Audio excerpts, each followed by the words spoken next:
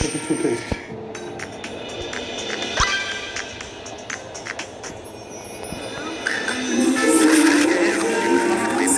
আপনার যে কোনো অ্যামেজিং মোমেন্টকে করে তুলতে পারে। এমআরআই আপনার রুচির সাথে মানানসই স্টাইলিশ সব ডিজাইন থেকে বেছে নিন জংমুক্ত ও long lasting shine basin tap. Fittings shine তো সবকিছু। আমার জ্ঞান বুদ্ধি সমস্ত কিছু লোপ পেয়েছে, কোনো কিছু কাজ করছে না। আমি বুঝতে পারছি না কি করতে হবে কি করতে হবে না। আপনি আমাকে দয়া করে বাঁচান। আপনার মহাদেবকে বলুন আপনার মালিককে যেন ফিরিয়ে দেয়। এমন ঘটনা কেন ঘটে বাবা? তুমি কেন বারবার তাকে অবিশ্বাস করো? বললাম তো এটা আমার ভুল, সমস্ত দোষ আমার। আমি জীবনে পরম রকম পেয়েছি, আমি তাকে ধরে রাখতে পারছি না। আসলে আমি যোগ্য নই, আমি চরম অযোগ্য। এই অযোগ্য লোকের হাতে ওরকম পরম রত্ন পড়লে সে তার যোগ্য সম্মান দিতে পারে না, তা আমি আমার জীবন নিয়ে বুঝেছি। এখন আমি আমার জীবনের বাজি রাখছি, এটা যেমন করে হোক আপনার মালিককে ফিরিয়ে দিন, যেমন করে হোক। ঠিক একই কথা বাবা, তুমি তোমার জীবন বাজি রাখছো মানে? তুমি কি জানো না, তুমি কি বোঝো না, এই পৃথিবীতে লক্ষ্মী নারায়ণ উভয়েরই ভারসাম্য রাখা দরকার। লক্ষ্মী না থাকলে পৃথিবী যে অচল, সব ছাড় হয়ে যায়। নারায়ণ না থাকলে লক্ষ্মীকে রক্ষা করার কেউ থাকে না। নারায়ণের হাতে এই ভুবনের ভার, নারায়ণ এই ভুবনকে শক্ত হাতে ধরে রাখতে। তাদের দুজনের এই ভারসাম্যতেই তো আমরা সামান্য মানুষ বেঁচে আছি। তাদের মধ্যে একজন না থাকলে চলবে কি করে? আমি তো তোমাকে সেই চোখেই দেখি নারায়ণ, আর তুমি নারায়ণের প্রতিরূপ ধরে আমাদের কাছে এসেছো।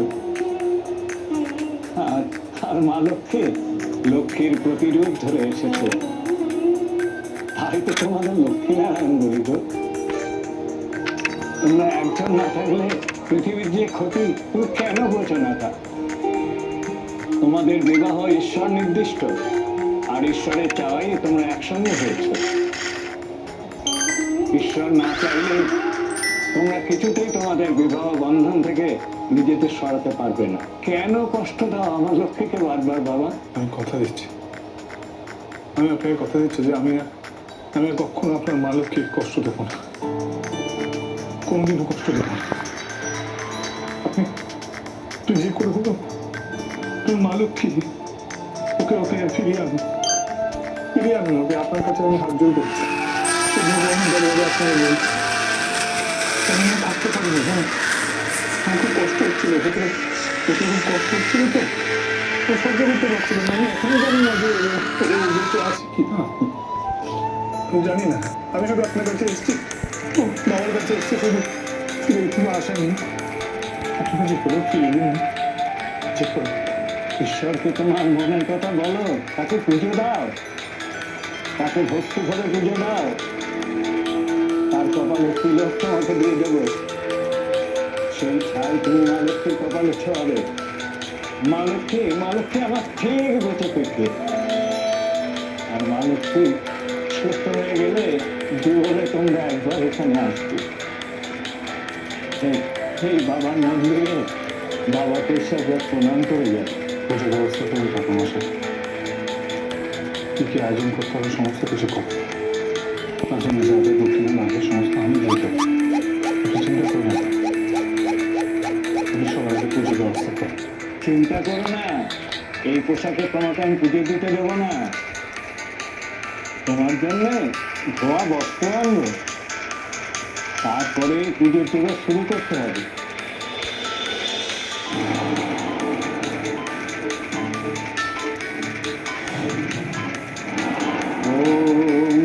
বন্দেদেব মাপতি রবিরণ্য বন্দ জগত কারণম বন্দে।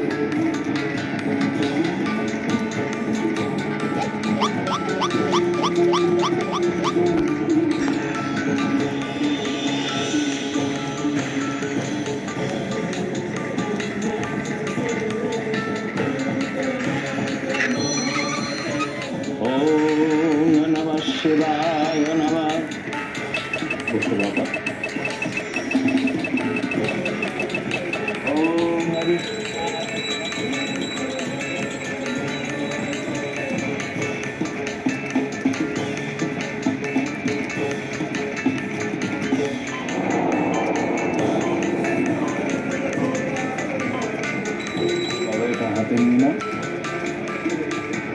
আমার সঙ্গে বল, বাবা মামা মহাদেবা মহাদেব মহাযোগী।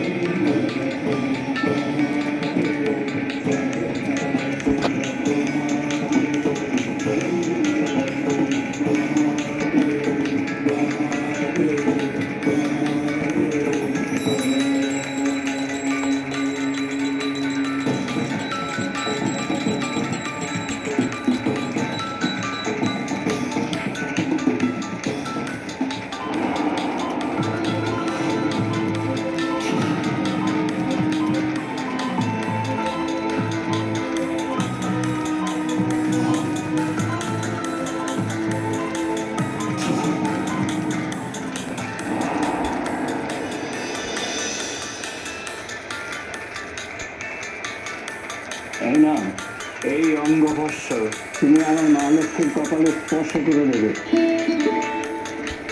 আর দেখবে মা লক্ষ্মী সুস্থ হয়ে উঠেছে। আপনি কথা দিচ্ছেন তো? আমি কথা দেওয়া কেউ নই। তুমি যখন বাবাকে পুজো করছিলে তখন তাকিয়ে দেখোনি কিরকম উজ্জ্বল হয়ে উঠছিল মূর্তিখানে? তখন তো তোমার সামনে ঢুকে গিয়েছিল।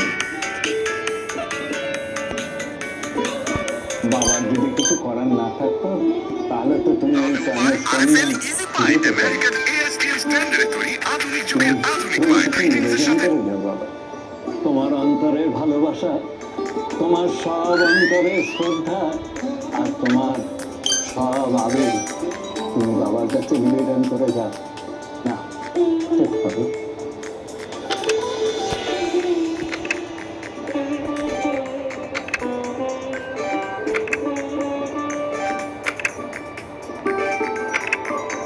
মা লক্ষ্মীর মুখটা মনে করো, আর তাই মনে করো তুমি যা উৎসর্গ করছো তাই তুমি বাবাকে উৎসর্গ করো। সমস্যাটা ঠিক কোথায় আমি কি জানতে পারি? আমরা তো বাড়ির লোক, হতে এরকম একটা ঘটনা ঘটে হসপিটালাইজ করা, কিন্তু এখানে এসে জানতে পারলাম যে ব্যাপারটা যথেষ্ট সিরিয়াস। ব্যাপারটা শুধু সিরিয়াস না,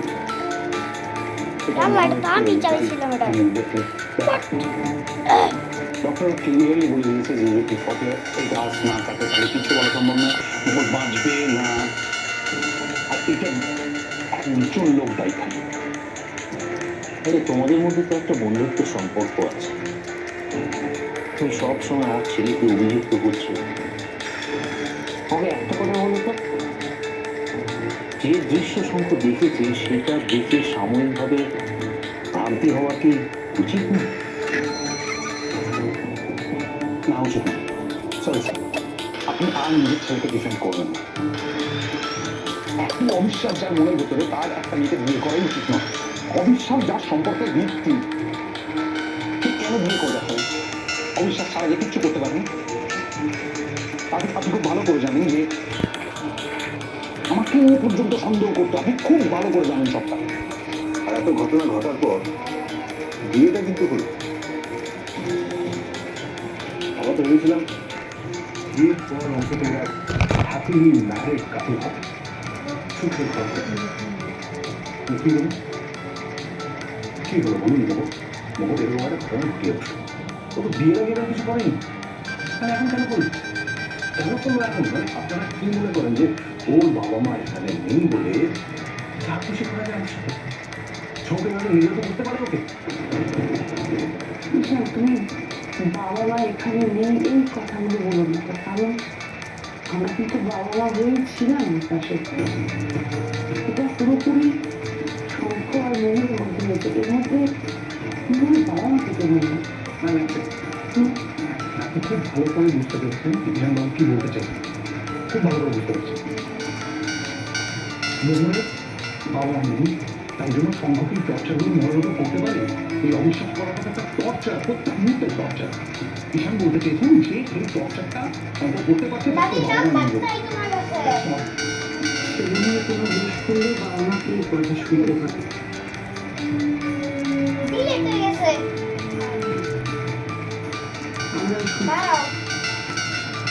কিন্তু এটা তো ঠিক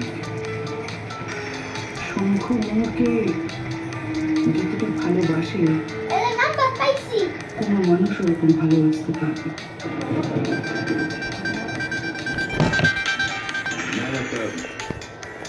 একটা কথা বলি দাও ধরে লো এর থেকে বরঞ্চ কম ভালোবাসাটা ভালো। পিছনে পড়ার ভয় আমার সাথে যখন ভাবছিল তখন আমি তাকে চূড়ান্ত ভালোবাসলাম, জায়গায় খুব ভালোবাসলাম। সাপোর্ট ব্যবহারে যখন আমার পিছিয়ে মনে জায়গা একটু থেকে সন্দেহ বাধা আসলো তখন আমি তার সাথে চূড়ান্ত দুর্ব্যবহার করলাম, তার সাথে অন্য ব্যবহার করলাম। মানে একটা মেয়ে যার জন্য আত্মহত্যার পথ বেছে নিতে বাধ্য হলো, এই পথ বেছে নিল, মানে এই ভালোবাসাকে কি বলবেন আপনি? যদি ওর জীবনটা চলেই যায়, জীবনটা যদি চলেই যায়, তাহলে সেই ভালোবাসার কি দাম বলুন তো? কি মূল্য সেই ভালোবাসা? আমি একটা কথা জানতে চাই আপনাদের দুজনের কাছে। আমরা সবাই এখানে রয়েছি, শঙ্খ কোথায়? আপনাদের ছেলে কোথায়? আমিও তো জানি না, ফোন করেছিলাম, ফোনটা সুইচ অফ। আবার গেল কি জানে। স্বাভাবিক এই সময় তো মন মেজাজ ভালো থাকে কথাই না। ও